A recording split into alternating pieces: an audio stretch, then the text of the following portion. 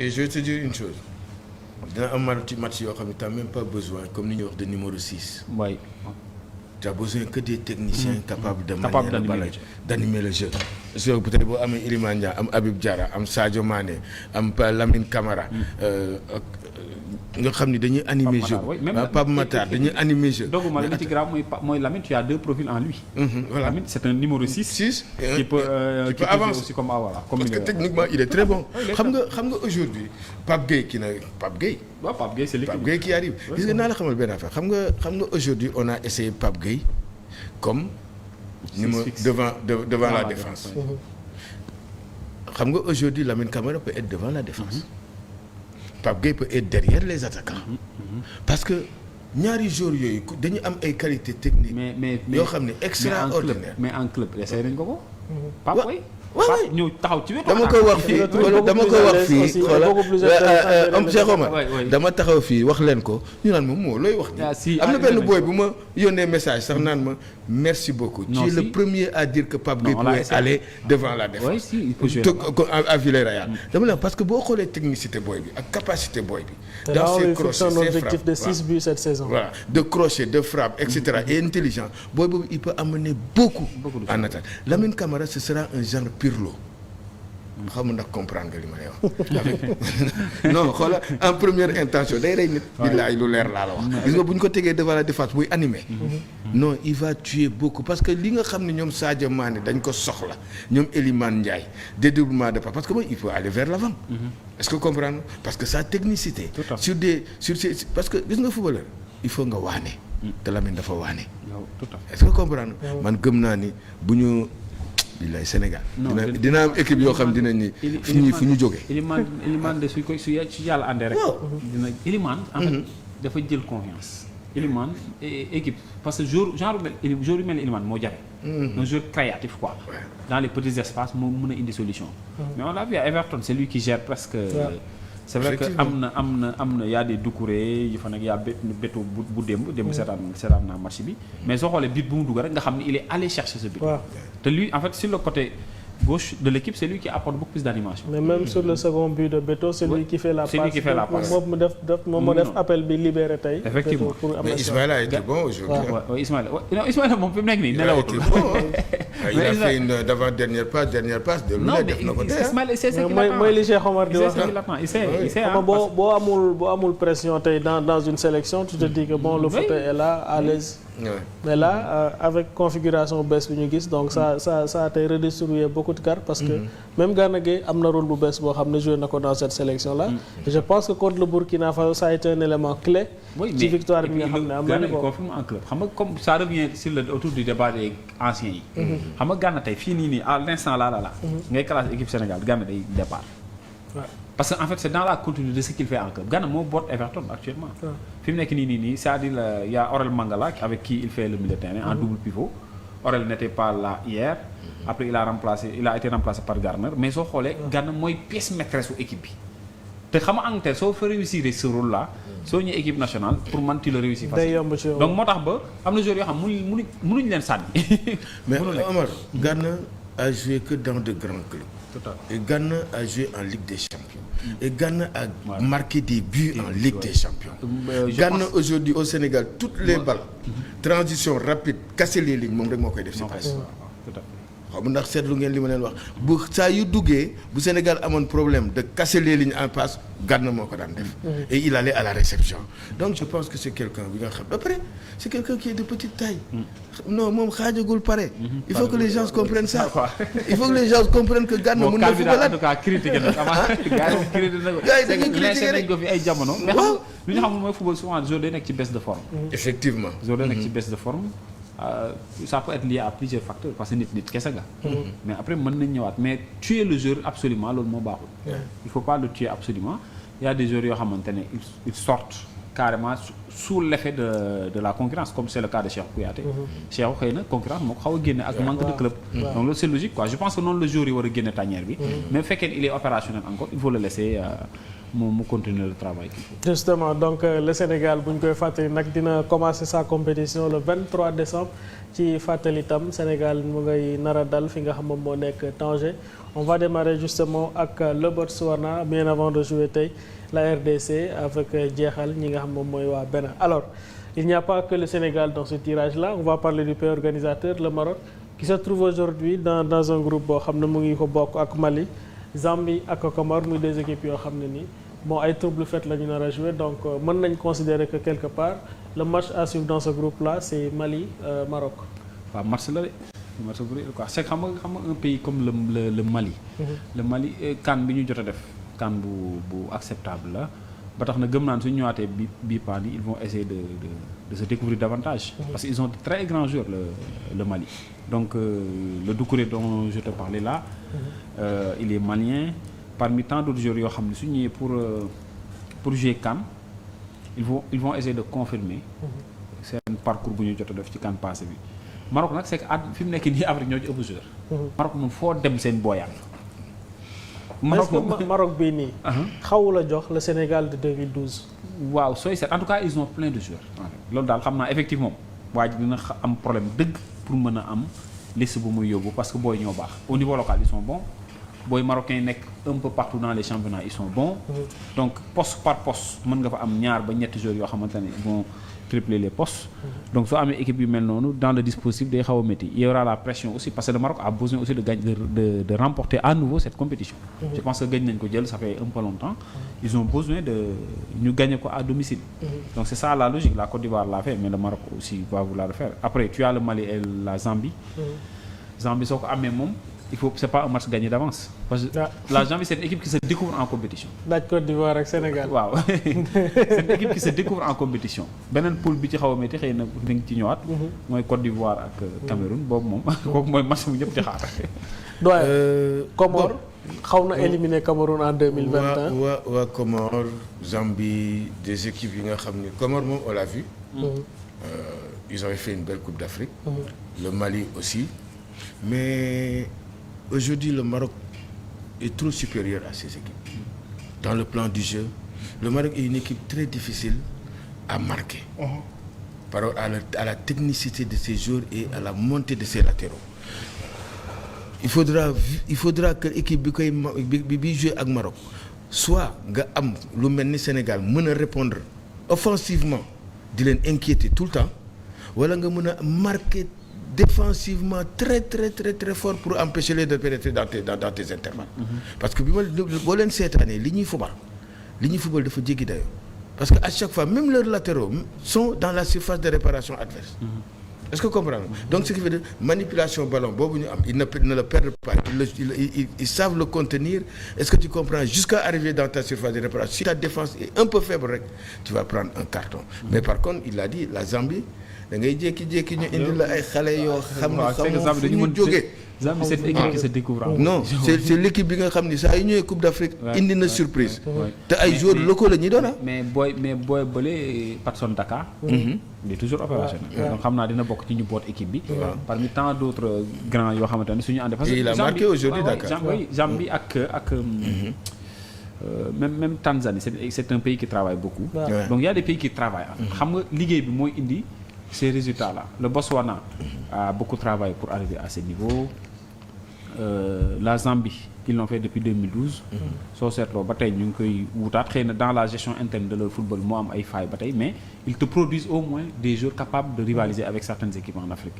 Donc le Maroc comme doyen a dit c'est une équipe à ne pas qu'on va plus présenter. La Côte d'Ivoire c'est vrai que Côte d'Ivoire bi ma ko ces derniers temps. am na tuuti instabilité il faut xaw a nekk. il faut xaw a am parce que dans le choix c'est vrai qu'on a le même effectif avec les Adingra les Oumar Diakité qui étaient là. Seko Fofana qui souvent il arrive souvent il vient pas donc à peu près Yaya Fofana qui reste dans les buts. Donc, l'effectif est encore là. Mais Faye a été xam nga Faye soo xoolee qualification bi dafa xawoon de justesse la woon pratiquement sonnoon na lool. Le Cameroun il y a une crise interne qu'il faut régler avant d'aller en CAN. Parce que le cas Marc Brice Samir Eto'o-Fils suñu vidéo ce contentieux là mën a topp booy ci compétition bi te ba tey mu ngi surgir donc. parce que gis nañ benn déclaration mu naan on n'a pas peur de la Côte d'Ivoire parce que même le président de la fédération ñun amuñu lu ñuy tiit. waaw si y a ça donc c'est compliqué. c'est compliqué pour le Cameroun te Côte d'Ivoire Cameroun moom man xaw ma lu dugg seen diggante mais même soo demee ci CAN bi sax da nga koy sentir quoi. Les Ivoiriens sont très proches de l'équipe du Sénégal. que à la place de l'équipe du Cameroun bi nga xam ne su doon jouer moom gars yi dañ ko sax faf. waaw parce que le jour où Sénégal di dóor Cameroun. ñoom ñoo nekkoon ci biir stade di supporter. ñooy supporter. et le jour où bi Guinée gagné Côte d'Ivoire les Camerounais aussi sont sortis massivement pour célébrer. Ce sera un match très électrique. Non, ce sera alors, bon, une rivalité. Mais je veux continuer juste avec le Maroc. Le Maroc a organisé en 88, a perdu. Et ils n'ont plus organisé. Aujourd'hui, je pense qu'ils sentent qu'ils ont une belle équipe. Parce qu'ils préparent la Coupe du Monde. Et c'est une question aussi de stabilité. Parce qu'aujourd'hui, man gëm naa ni bu ñu xamul woon ni parce que c'est au retour de la Coupe du Monde. Et ça, ils ont su qu'ils avaient une équipe qui a rivalisé avec les meilleurs du monde, qui est arrivée en demi-finale. Donc, pourquoi pas organiser la CAN cette fois-ci? Parce que xam nga ñoom dañ ko rejeté woon durant le Covid. Léegi, ils ont saisi leur chance pour l'organiser parce que aussi il faut savoir que la CAF a beaucoup de problèmes d'organisation. Parce que dañuy waxtaan Cheikh Omar. yow Sénégal bi yow tu veux rivaliser avec le Maroc, avec le Cameroun, avec la Côte d'Ivoire te amuloo sax terrain boo organiser Coupe d'Afrique. Non dañuy waxtaan.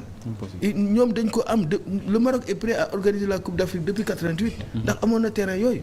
Donc aujourd'hui ils savent que am nañu équipe bu mën a jël Coupe d'Afrique mais en face il y a d'autres équipes. Il y a le Sénégal, il y a la Côte d'Ivoire te ñoom xam nañ ni aujourd'hui la rivalité bi nga xam ni moo am entre les joueurs professionnels dafa intense. Aujourd'hui, les Sénégalais n'accepteront jamais d'aller au Maroc de les ridiculiser. Peut-être qu'il y a de petites équipes qui vont nous amener des problèmes, mais je suis à peu près sûr, ils ont organisé, ils pensent pouvoir prendre cette Coupe d'Afrique, mais attention, attention, ça va pas être facile, hein. C'est pas la Coupe du monde bi nga xam ne da nga xaar ay équipe di leen contrer di leen dugal ay buts, ñuy rater ay buts, non, ce sera à couteau tranchant avec des joueurs yi nga xam ne dañuy rey seen bopp. Waaw, mais nag gëm naa ne am nañu équipe boo xam ni techniquement, tactiquement, ils sont extraordinaires. Man dama leen di seetaan kan bi Grégoire man dama jàpp sax dañ koy gagné. Sénégal waaw man am naa ci yaakaar bu baax dem. bu fekkente ni ci football rek la tënku moom. waaw gëm naa ne parce que échec Côte d'Ivoire bi. xanaa moo changement entraîneur dafa am solo souvent ci équipe. parce que joueurs yi actuellement ils vont entendre un nouveau discours. Le dispositif tactique va changer c'est un nouveau challenge. waaw léppay changer quoi. donc loolu day galvaniser ki doon joueur bi demoon ba expirer daanaka ci wàllu discours bi nga doon dégg wala toujours la routine là da ngay ñëw déggaat leneen lu bees. ça te galvanise davantage. donc c'est vrai que entraîneur bu ñëw. mënul bokk ak kële nu muy doxalee.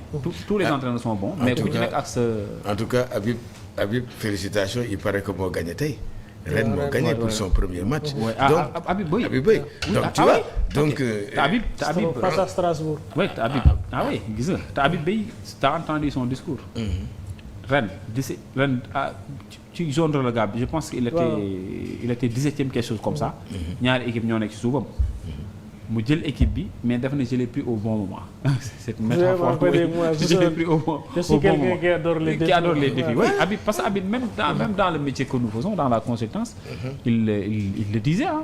Donc avant de débuter c'est venu de nulle part sa carrière. Sa carrière effectivement. Parce que c'est venu de nulle part il arrive au niveau de Canal+, il te dit que je vais avec mes idées. Jusqu'au bout. C'est ça. moom c'est looloo tax mu imposé wu en plateau jógee fa dem Red Star ñu leen j'amène mes idées. def des exploits au niveau de Red Star.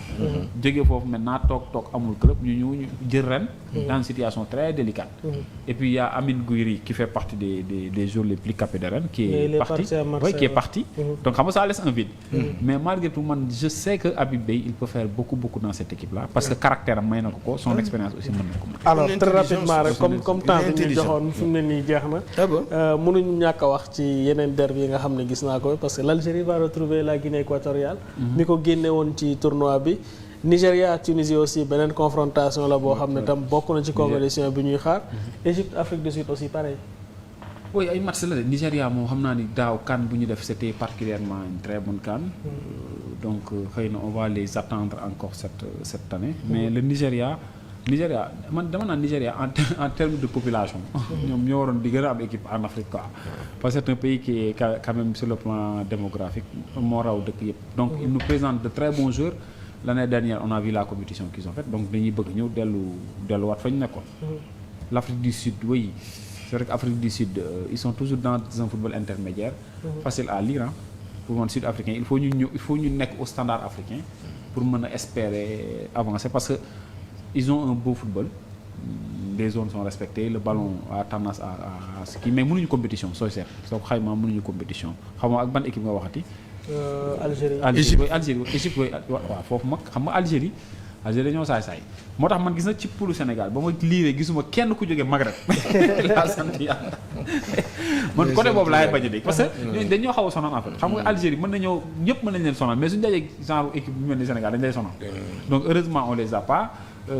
Égypte aussi c'est valable Égypte suñu match ak ñoom yëpp day métti heureusement qu'on les évite xëy na dañ daje en cours de route mais man su ma sañoon moom ñu leen di pousse ba agsi final xëy na dañuy mais équipe maghrébine yi dama leen xaw tëj ñëw dañu xaw a saay-saay tuuti ñu xaw a saay-saay donc équipe bu ne aussi am nga sa bête noire comme on dit mais je pense que voilà quoi c'est ce qui est valable pour l'Égypte et day xaw valable pour Algérie Algérie aussi qui a de très grands joueurs il faut le comprendre qui reviendra au Maroc dans des défis entre deux pays. C'est très hostile, oui. C'est très hostile entre les deux pays. Donc, très rapidement. Ouais, mais moi, j'ai parlé de l'Égypte avec l'Afrique du Sud. Aujourd'hui, l'Égypte, équipe qui a une technicité, l'Égypte est très forte quand c'est les Cameroun, les Côte d'Ivoire, mais quand c'est de la finesse, l'Égypte a souvent des problèmes. Moi, le Sénégal dit qu'on sonne tout le temps. Congo, bien dit ça, il faut sonner l'Égypte. Même à domicile, il faut gagner l'Égypte. Mais je pense que nous, on a gagné l'Afrique du Sud.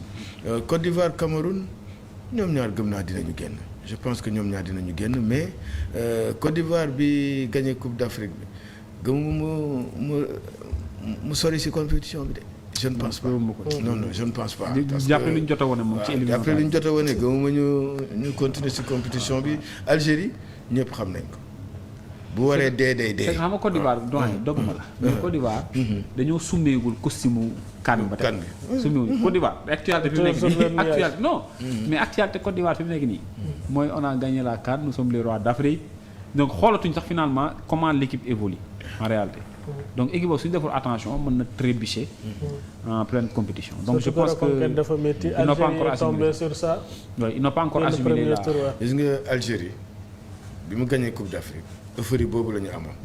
dem gagné coupe arabe fii la ñu toog. nga may wax naan ma l'Algérie man la du ñu am tous nga naan ma foo ko teg. tu te rappelles. coupe d'Afrique man la du ñu am tous parce que xamoon naa euphorie boobu ñu àndal ils avaient un excès de confiance caractérisé.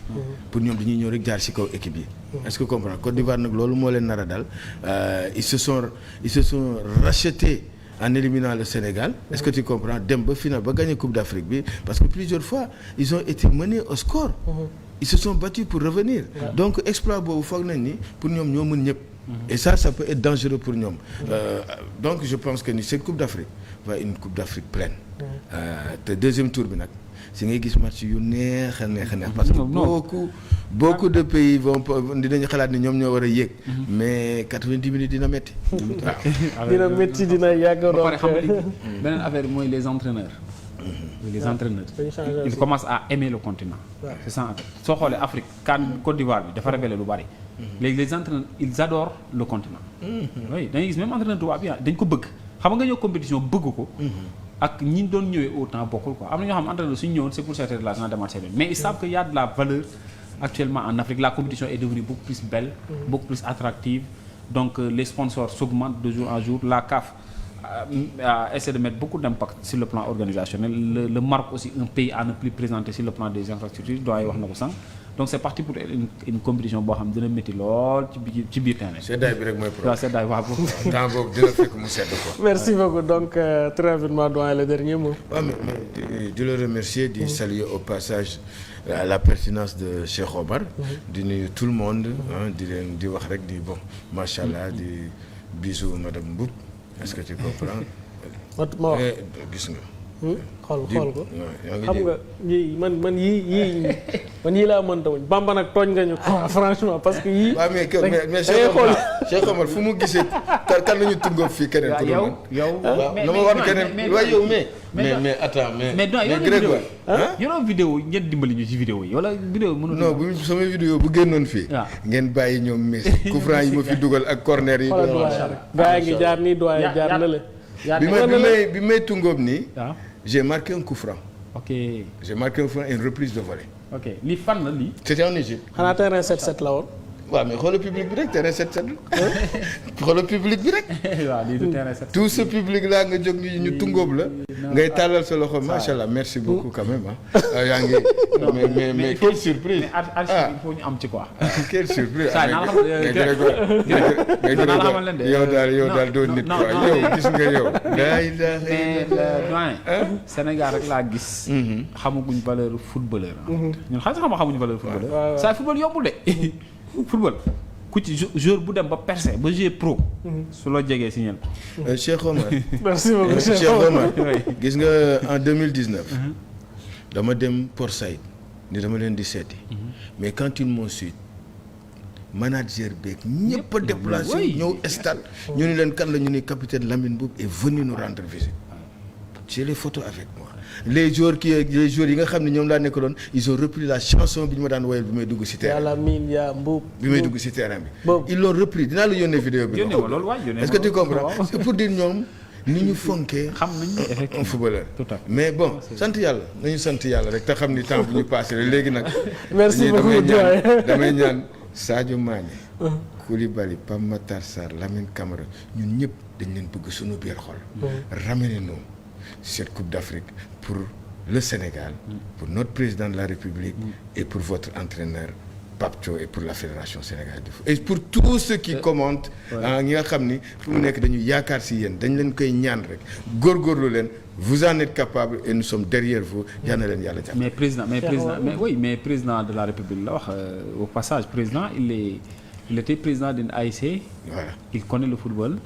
Non seulement il a joué, il était président d'une ASC, il connaît le football, il est amateur de football. Day seetaan match yëpp.